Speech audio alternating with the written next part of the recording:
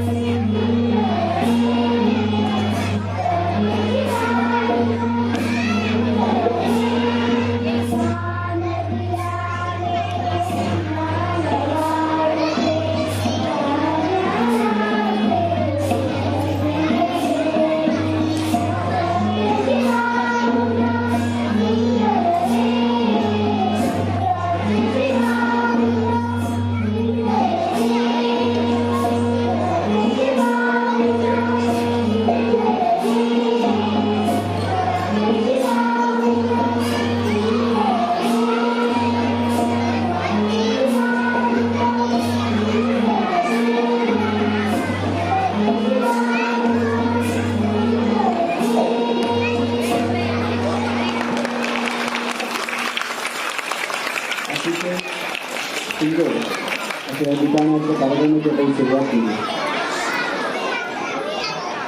संस्कार एक परिपूर्ण शाळा गेल्या 20पेक्षा जास्त वर्षापासून शैक्षणिक क्षेत्रामध्ये काम करते. शाळेच्या वतीने जे उपक्रम राबवले जातात या उपक्रमांच्या माध्यमातून विद्यार्थ्यांप्रती आणि पालकांप्रती एक वेगळा संदेश द्यावा असा विचार कायमच शाळेच्या मनामध्ये असतो आणि त्याच अनुषंगाने प्रत्येक कार्यक्रमाची रचना ही त्या पद्धतीने केलेली असते. आज आपण स्टेजच्या पाठीमागे जे बॅकग्राऊंड बघतो त्यावरती आजच्या कार्यक्रमाची थीम बांधलेली. खरं तर पाणी हे जे जीवन असे ज्यावेळेला आपण म्हणतो त्यावेळेला खरंच जीवनासारखं आपण पाण्याकडे बघतो का हा एक विचार आपल्या प्रत्येकाच्या मनामध्ये डोकावायला हवा. आणि या कार्यक्रमाच्या अनुषंगाने त्याच क्षेत्रामध्ये काम करणारे मान्यवर उपस्थित व्हावेत, त्यांच्याशी काही हितगुज करता यावी या उद्देशाने आजच्या कार्यक्रमात एक मुख्य पाहुणे आहेत श्री राजेश पंडित यांचा परिचय या ठिकाणी ओळख करून दिली जाते. मी सैनिकांना विनंती करतो की त्यांनी आजच्या पाहुण्यांची या ठिकाणी ओळख करून द्यावी. एकत्र करून निसर्गाकडे तथा पंचमहाभूतांकडे बघण्याचा दृष्टिकोन बदलणे जेणेकरून त्याचा सन्मान, संरक्षण आणि संवर्धन होईल. त्यासाठी गेल्या 11 वर्षापासून ते कार्यरत आहे. नाशिक जिल्ह्यातील गोदावरी नदी प्रदूषणमुक्त व्हावी आणि ती निर्मळ व्हावी यासाठी त्यांचे सतत कार्य चालू आहे. शाळांमधील विद्यार्थ्यांमध्ये पाणी, नदी, वृक्ष आदींबाबत जनजागृतीचे नियोजन करून ते विद्यार्थ्यांची बालसंसद करत आहेत. समाजातील सर्व घटकांना एकत्र करून मोठ्या प्रमाणात वृक्ष लागवड संवर्धनाचे नियोजन करता आहे. नाशिक जिल्हा तथा परिसरातील गोदावरी खोरे प्लॅस्टिक मुक्त करण्यासाठी सातत्याने प्रयत्नशील आहे. गतश्रीहस्त कुंभमेळा हा निसर्गाला समर्पित करून शासन व समाजांना एकत्र करून हरित कुंभ म्हणून साजरा करण्यात आला. मूळ संकल्पना, नियोजन, त्याप्रमाणे अंमलबजावणी यामध्ये राजेशदादांनी महत्त्वाची भूमिका बजावली. आतापर्यंत त्यांना मिळालेले काही पुरस्कार: हरित कुंभाबाबत नियोजन व सहभागाबद्दल जिल्हा अधिकाऱ्यांकडून सन्मानपत्र, स्टार प्रवाह वाहिनीचा प्रवाह रत्न पुरस्कार, सकाळ समूहाकडून जलयोद्धा पुरस्कार, महाराष्ट्र साहित्य परिषदेमार्फत पर्यावरण प्रेमी पुरस्कार, नाशिक प्रतर्फे जलदूत पुरस्कार अशा विविध पुरस्कारांनी सन्मानित झालेले आपल्या पाहुण्यांचे मी शाळेतर्फे मनपूर्वक स्वागत करते. आपल्या संस्थेतील मोठे दादा प्राध्यापक डॉक्टर विष्णू पवार यांनी सत्कार करावा ही विनंती.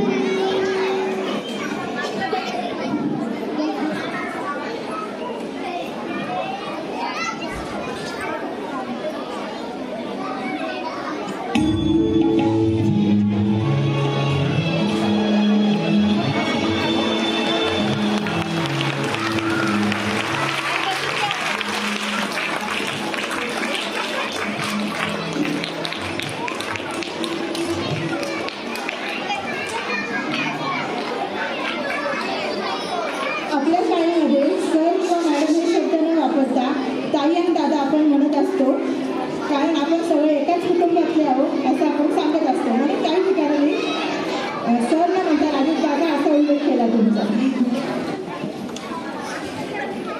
दरवर्षी या कार्यक्रमात आपण पालकांचे प्रतिनिधी म्हणून एका विद्यार्थिनी किंवा विद्यार्थ्याचे पालकांना आमंत्रित करत असतो. यावर्षी आपल्याला लाभलेले पालक जोडी सौ रुपाली व श्री सचिन पाटील हे शिक्षण क्षेत्रात मोठ्या पदावर कार्यरत आहेत. सौ रुपाली ताई या नाशिक विभागीय मंडळ येथे विभागीय सहाय्यक सचिव या पदावर राज्य पत्रित अधिकारी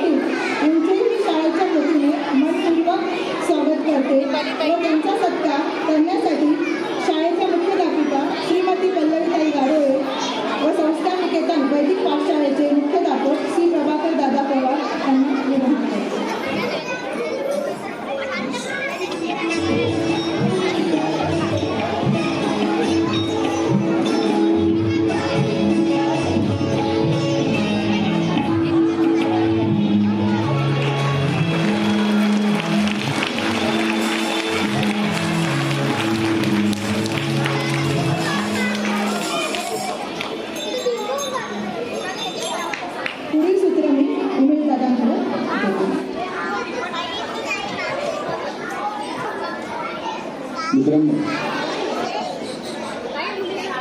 जे दोन पाहुणे यांच्याकडे लाभलेले आहेत ते दोन्ही पाहुण्यांचा परिचय आणि त्यांचा सत्कार आपण केला. पण जसं मी सुरुवातीला सांगितलं की हा जो कार्यक्रम आहे आम्ही नाव इथे वाचतो जलोत्सव, नक्की त्याच्या पाठीमागची भूमिका काय, हा विषय का घेतला आणि या विषयाच्या अनुषंगाने नक्की काय विचार करावा असा या कार्यक्रमाचा प्रास्ताविकाचा भाग या ठिकाणी होतो. मी प्रास्ताविकासाठी त्यांना विनंती करतो की त्यांनी या ठिकाणी प्रास्ताविक. नमस्कार सर्वांचे संस्कार निकेतन एक परिपूर्ण शाळेमार्फत हार्दिक स्वागत. विद्यार्थी, शिक्षक, पालक व एकूणच संस्कार निकेतनशी संबंधित सर्व घटकाच्या एकूण शालेय वर्षातील महत्त्वाचा क्षण म्हणजे सांस्कृतिक कार्यक्रम, ज्या क्षणाची आपण वर्षभर आतुरतेने वाट बघत असतो.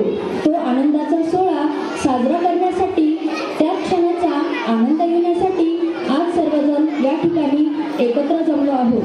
संस्कार निकेतन शाळेचा सांस्कृतिक कार्यक्रम म्हणजे एक मोठा लग्न समारंभच असतो. बघा, आपल्या घरात कुठलाही कार्यक्रम असेल तर आपण त्या कार्यक्रमाचे अगदी कार्यक्रम ठरण्यापासून तयारी करत असतो. त्याचप्रमाणे संस्कार निकेतन शाळेचा सांस्कृतिक कार्यक्रम म्हटला की सुरुवातीला थीम ठरवली जाते. थीम ठरवल्यापासून तयारी असते. मग थीम कोणती निवडावी तर शाळेतील लहान लहान मुलांचा विचार करून त्यांना नृत्य, नाटक करता येईल, त्यांच्यासारखी गाणी मिळतील व सर्वांपर्यंत एक चांगला पॉझिटिव्ह मेसेज जाईल अशी थीम निवडली जाते. सुरुवातीला खूप वेगवेगळ्या थीमचा विचार करण्यात आला, पण सर्वानुमते यावर्षी पाणी ही थीम निवडण्यात आली असून थीमला जलोत्सव, पाण्याची गाथा असे नाव देण्यात आले. जल है तो कल है, जल है तो कल है असे आपण नेहमी म्हणतो, पण या वाक्याचा खरा अर्थ आजच्या बदलत्या काळात अधिक ठळकपणे जाणवतो आहे. जीवनाचा उगम, संस्कृतीचा विकास आणि मानवाच्या अस्तित्वाचा प्रत्येक श्वास हा पाण्यावरच अवलंबून असतो. नदीच्या प्रवाहासोबत संस्कृती वाहत गेली, पावसाच्या थेंबाबरोबर मानवी जीवन बहरले. आजच्या या सांस्कृतिक कार्यक्रमाच्या निमित्ताने आपण एकत्र येत आहोत. जलोत्सव, पाण्याची गाथा हा अर्थपूर्ण विषय घेऊ. जलोत्सव केवळ आनंदाचा सोहळा नसून पाण्याच्या महत्त्वापासून ते त्याच्या संवर्धनापर्यंतच्या गोष्टी उलगडून दाखवणारी एक जाणीव जागवणारी गाथा आहे. पाण्याने आपल्याला दिलेले जीवन, शेती, संस्कृती, सण, उत्सव आणि विकास यांचे ऋण मान्य करताना आज आपण त्याच्या संरक्षणाची जबाबदारीही स्वीकारणे गरजेचे आहे. वाढती लोकसंख्या, औद्योगिकीकरण आणि हवामान बदल यामुळे निर्माण झालेली पाणी टंचाई ही एक गंभीर समस्या बनत आहे. त्यामुळे पाण्याचा योग्य वापर, संवर्धन आणि जतन याविषयी समाजात जागरूकता निर्माण करणे ही काळाची गरज आहे. या सांस्कृतिक कार्यक्रमातील विविध नाट्यछटा, नृत्य, गीत आणि संदेशमूलक सादरीकरणाद्वारे पाण्याची ही गाथा प्रभावीपणे मांडली जाणार आहे. आनंद, सर्जनशीलता आणि सामाजिक भान याचा सुंदर असा संगम म्हणजेच हा आपला कार्यक्रम जलोत्सव. काळानुरूप पाण्याचे महत्त्व वाढत असताना त्याची कमतरताही चिंतेची बाब ठरत आहे. त्यामुळे आज पाण्याचा विचार फक्त वापरापुरता न ठेवता जतन आणि संवर्धनाच्या दृष्टिकोनातून करणे आवश्यक आहे. या कार्यक्रमातून मनोरंजनासोबतच सामाजिक जाणीव निर्माण करण्याचा आपला प्रयत्न आहे. आपल्या शाळेचे सांस्कृतिक कार्यक्रमाचे विशेष म्हणजे या सर्वच्या सर्व म्हणजे 100% विद्यार्थ्यांचा सहभाग. कार्यक्रम यशस्वी होण्यासाठी कुठलाही बाह्य देखावा किंवा ठपका नाही. सहसा सांस्कृतिक कार्यक्रम म्हटला की कॉस्ट्यूम, मग ते विकत भाड्याने घेतात. मोठमोठे कोरिओग्राफर, इव्हेंट मॅनेजमेंट करणारे लोक असा मोठा प्रपंच असतो. मात्र आपल्या शाळेत या कार्यक्रमात जेवढा विद्यार्थ्यांचा सहभाग तेवढाच सहभाग शिक्षकांचाही. मुलांचे नृत्य, नाटक, गीत बसवण्यापासून तर स्टेज डेकोरेशनपर्यंत सर्व कामात विद्यार्थी आणि शिक्षक सारखे जास्त महत्त्वाची, त्यांच्यातील सर्जनशीलता, उत्साह हा जास्त महत्त्वाचा. विद्यार्थी व शिक्षकांप्रमाणेच आपल्या शाळेतील पालकांचा उत्साह आणि सहभागही मोठा. अनेक छोट्या मोठ्या कार्यक्रमात पालकांचा सहभाग हा आम्हा सर्वांचा उत्साह वाढवत असतो व संस्कार निकेतन एक कुटुंब असल्याचा भाव निर्माण करतो. चला तर मग आपण आपल्या सर्वांच्या सहभागातून, मेहनतीतून सादर होणाऱ्या या कार्यक्रमाचा आस्वाद घेऊया, आनंद घेऊया. धन्यवाद. आता पुढील सूत्र मी उमेश दादांकडे शिकवतो. धन्यवाद वेगवेगळे. मित्रांनो, आज ज्या विषयावरती तुम्ही सर्वजण सादरीकरण करणार आहात तो आपल्या दैनंदिन जीवनाचा एक भाग आहे. या कार्यक्रमाच्या अनुषंगाने खरोखर ज्यांनी जीवनाकडे बघण्याचा दृष्टिकोन आणि पाण्याकडे बघण्याचा दृष्टिकोन एकच आहे, त्याच पद्धतीने त्यांचं जीवन जगतायत. अनेक ठिकाणी वेगवेगळ्या मोमेंट्स ते करतायत आणि त्यांचं जे काही स्वप्न आहे ते असं आहे की निसर्गाशी माणसाला जोडलं गेलं पाहिजे, म्हणजे निसर्ग टिकेल. अशा हळ हुन्नरी आणि पाण्यासाठी काम करणाऱ्या राजीव दादांना मी विनंती करतो की त्यांनी या अनुषंगाने आपल्या सर्वांना संबोधित करावं. राजीव दादांचं संबोधन आपल्या सर्वांसाठी खूप प्रेरणादायी असणार आहे.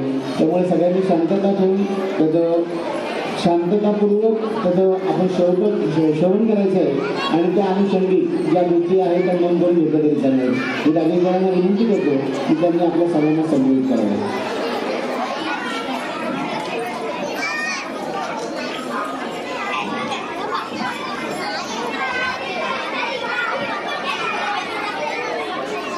सर्वात पहिले तर मी आपल्या शाळेचं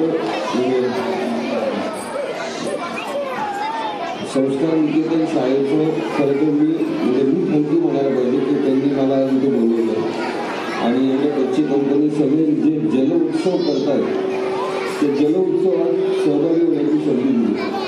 तर त्याच्याकरता पहिल्यांदा मी त्यांचं थँक्यू केलं. आज आपण जो जलोत्सव करतो आहोत तर त्याच्यामध्ये सरांनी आता सांगितलं आमचं मूळ काम काय आहे.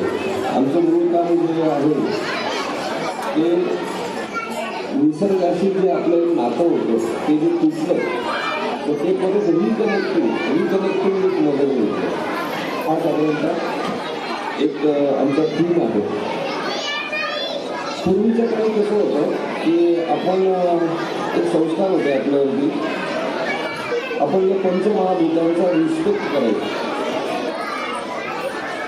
ही पंचमहाभूत म्हणजे आपण देव समजायचं. म्हणजे भ से भूमी, ग से गगन, व से वायू, आ से अग्नी आणि न से नील म्हणजे भगवान. या पंचमहाभूतांना आपण जोपर्यंत देव समजत होतो तोपर्यंत आपण विश्वाचे गुरु ग्लोबल टीचर होतो. आता काय झालं, या सगळ्यांकडे बघण्याचा जो दृष्टिकोन आहे तो आपला बदलला आणि त्याच्याकडे उपभोगाच्या वस्तू म्हणून बघायला लागला. आणि उपभोगाच्या वस्तू बघायला लागल्यानंतर त्याचा रिस्पेक्ट राहिला नाही आणि म्हणून आपण या सगळ्या परिस्थितीमध्ये आता आज आपण नीर म्हणजे पाणी या विषयावरती जलोत्सव करतो. तर जसं आपण पाण्याची कंपॅरिझन आहे ना शरीरातल्या रक्ताशी करू शकतो. आपल्या शरीराची जो रक्त आहे रक्त महत्वाचं आहे पण रक्ताचं वाहन त्याच्यावर जास्त महत्वाचं. म्हणजे पाणी महत्वाचं आहे पण पाण्याचं वाहन म्हणजे त्याला फ्लो म्हणतो. तर तो जर वाहत असेल तर त्याला आपण नदी म्हणतो आणि त्या नदीची आपण आई म्हणायचं त्या नदीला का तर ती जननी आहे, ती आपल्याला जीवन देते. तर जसं शरीरातलं रक्त शुद्ध असणं गरजेचं असतं तर शरीर व्यवस्थित असतं, तसं रक्ताचं वाहन प्युअर जर ब्लड असेल तर आपलं शरीर शुद्ध. तसं नदी जर समजा स्वच्छ सुंदर अविरल निर्मल असेल, स्वतंत्र असेल तर तुमचं शरीराचं स्वास्थ्य हे डायरेक्टली तिथे करू.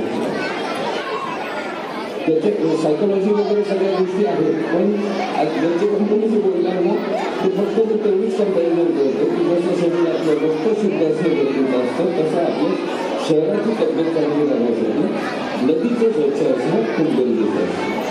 डिटेलमध्ये खूप बोलू शकतो पण आज बच्चे कंपनीचा जो माहोल आहे मेनमध्ये मला या मुलांकडून शिकायला मिळायला लागलं. ते काय काय पद्धतीने त्यांची क्रिएटिव्हिटी खूप असते लहान मुलांची. इतके सुंदर सुंदर त्यांनी ड्रेसेस वगैरे घातलेले आहेत त्याच्यामुळे त्यांचं जास्त आयडिया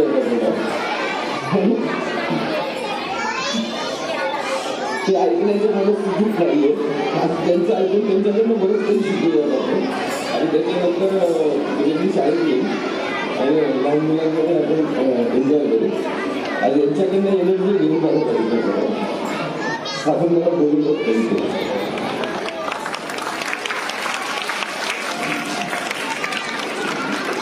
आता सर्व मान्यवरांना मी विनंती करतो की आपण समोरच्या पहिल्या रांगेमध्ये बसावं. ज्या कार्यक्रमाची आपण आतुरतेने वाट बघत आहोत त्या सांस्कृतिक कार्यक्रमाचा आपण आस्वाद घेणार आहोत. सर्व पालकांना पुढे एकदा निवेदन आहे, कोणीही मोबाईलवरनं फोटो काढण्यासाठी जागा सोडू नये. आपण आहे त्या जागेवरनंच छानपैकी आपल्या कार्यक्रमाचा आस्वाद घ्या. त्यानंतर फोटोग्राफ देण्याची व्यवस्था आहे. तुम्ही त्या ठिकाणी जाऊन आपल्या पाल्याचे फोटोग्राफ घेऊ शकता. आणि कार्यक्रमाच्या संपल्यानंतरच सर्व विद्यार्थ्यांना आम्ही पालकांच्या स्वाधीन करणार आहोत. तर दादांचा कामाचा व्याप मोठा आहे, परंतु त्यांनी सांगितलं की माझा आवडीचा विषय आहे त्यामुळे या सांस्कृतिक कार्यक्रमाचा आनंद पुरेपूर घेणार आहे. त्यांनी जे काही मार्गदर्शन केलं, जे काही व्यक्त केलं त्याबद्दल धन्यवाद. की आपण एक वेगळा आनंद या सगळ्यांना देणार आहोत. मी स्टुडिओतील सर्व मान्यवरांना विनंती करतो की आपण समोर स्थानपन्न व्हावं म्हणजे सांस्कृतिक कार्यक्रम आपल्याला करता येईल.